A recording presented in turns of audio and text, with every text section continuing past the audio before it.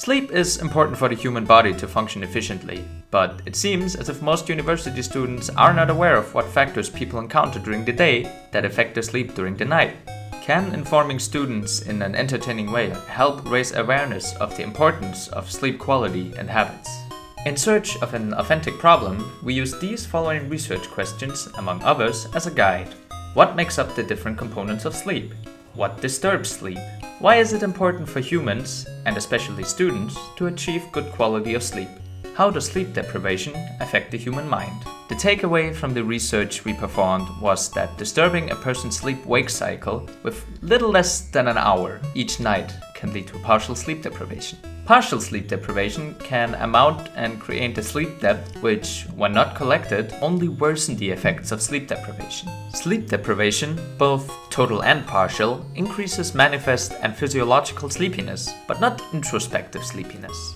Introspective sleepiness is the all-too-known dozy feeling most of us know after experiencing close to 14 hours of wakefulness. This means, although you know you're tired, and you know that driving with droopy eyes is hazardous, you might not be aware of the severity of how tired you are. Based on the diary study's findings and the post-diary interviews, it was clear that most people either overstate or understate the amount of sleep they get and maybe need on a week-to-week basis. In truth, two conclusions were evident from our findings. The data gathered from the study only supported the research we had performed. There was a clear correlation between poor sleeping habits and students using electronics, drinking coffee, or ingesting sugar just before bed. However, it seemed as if the problem was not just the problem itself. The problem was also people's attitude towards the problem. Based on the study, students seemed to be unaware of the consequences of going without a proper amount of sleep on a day-to-day basis. It was evident from research about sleep that the best and most efficient way of achieving a better quality of sleep is to sleep better.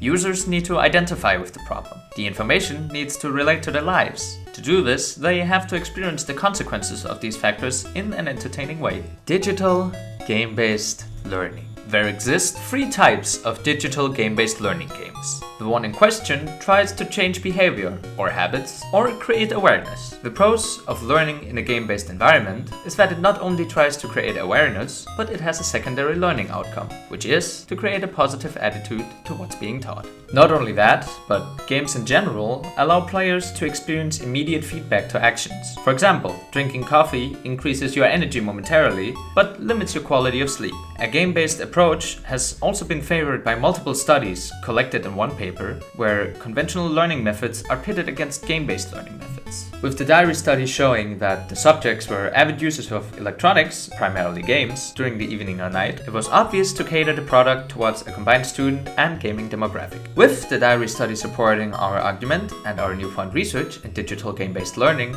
it became evident to us that the prototype had to combine the best of two worlds. The problem formulation was therefore changed accordingly.